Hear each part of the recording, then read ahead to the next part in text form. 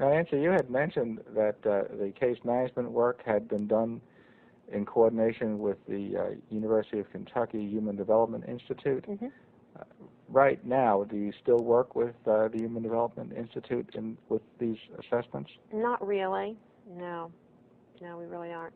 Except that we do use, as some of the evaluators that are doing our assessments are coming from UK, so from special education to technology.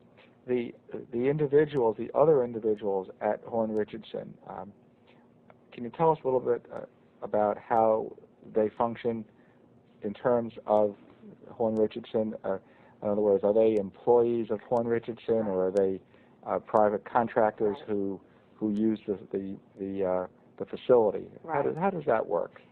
Everyone is an independent contractor at Horn Richardson, so we all are independent contractors, and kind of come together to use, of course, the facility that is there, and then of course the clerical staff and all of that. So a portion of what we have built out is taken and used for the collective good, I guess, of the whole group, for clerical and billing and all that kind of thing. So that's how we operate. But the two programs that you have, the First Steps program, is the contract is a contract through Horn Richardson, that you are one of, 4 different coordinators or case managers? Right. There's actually 5 of us now. Right. 5 of us are doing this. But I kind of headed up for Donna. So you're the primary coordinator. Yeah.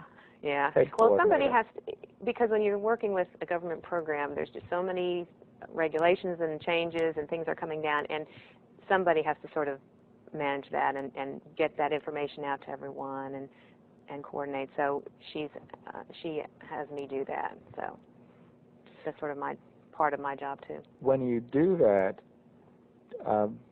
is that something that requires you to travel a lot? Or are the referrals that come to you more local referrals? We serve Lexington and the surrounding counties, so we do travel outside of Lexington regularly. We go, and most of our work is in homes, because when you're doing work with children at this age, the natural environment is in their homes or their daycare. So yes, we do travel outside of Lexington. We serve Scott County, Woodford County, Jessamine County, Madison County, a little bit maybe into Bourbon and some of the other counties. But those are the primary areas that we serve. So your travel would be visiting more than families, no more than an hour would be the farthest, something like along those lines. Right. Mm-hmm. And are you guaranteed a certain number of referrals, or is it just whatever they have and no, we're not guaranteed. We're not guaranteed a certain number of referrals, but it's been so phenomenal, this program, and it's just grown so much that that has not been a problem. In fact, we have probably more referrals most of the time than we can take. So we are limited. Each service coordinator can only have up to 40 families at one time, so we have that limitation. But and we're all since we're all independent contractors, everyone sort of does their own thing. But some of us choose to have fewer and work fewer hours, and some are working pretty much full time. Of course, I'm working full time. But now, can you reflect upon the career path that you've taken, and what advice you might have for others in terms of that career path? Because we do have a lot of individuals in the rehabilitation program and graduates who have had their careers occur in what would be considered as non-traditional paths. Right. Well, I think you have to be really open to whatever comes along, I guess, sometimes, and not be. I went into this when I started with Horn. I thought I could develop really what I had hoped to do was to develop a service that I could market to vocational rehabilitation, doing assessments and things like that. It just never could. I just never could get that going. And then this came along, and I got into this, and this has done really well, and I do enjoy it because I really like working with families. But I think you do have to be open to, just a variety of things, and be willing to look at all kinds of things, because there's a lot of your background and your training enables you to do a lot of different things. And they may not all be exactly what you thought you were going to do when you started the program or when you got out. So let me kind of make 2 points on that. One is that sometimes you might think one thing is going to work and it doesn't work out, and then you try something else. Mm-hmm. And then related to that would be the fact that opportunities arise that you might not otherwise have thought about. Right. And it also seems like the 2 areas that you're doing, with the First Steps program and as the case manager for the interdisciplinary assessments, those positions are not such that a person needs a specific background or training or education in order to do. Right. That it could be a person who has a background in any number of human service areas. Right. As a matter of fact, of the other case managers in our office that are doing First Steps case management, we have 2 that are registered nurses. We have 1 that is a social worker and is bilingual, and then we have a speech-language pathologist that's doing it, and then the person with a bachelor's degree that came through working with people with developmental disabilities. And so we have a real nice mixture of backgrounds of people. And of course, in the past, we've had other rehab counselors also do this position too. So. Yeah, just in terms of the structure of Horn Richardson, is this a unique structure of professional practice, or is this something that's very common? Or if you know? I don't know how common it is. I think it's fairly unique, at least within Lexington, because I'm sure there are other practices that operate this way, but I don't know of really too many that I can even think of. So I think it is fairly unique. Donna started this 20 years ago when she got out of school, and just started out with speech, getting contracts with hospitals, and just it has kind of gradually grown. She's just always been really open to new ideas and new things, and is always looking for new opportunities, really. So that's been a good thing.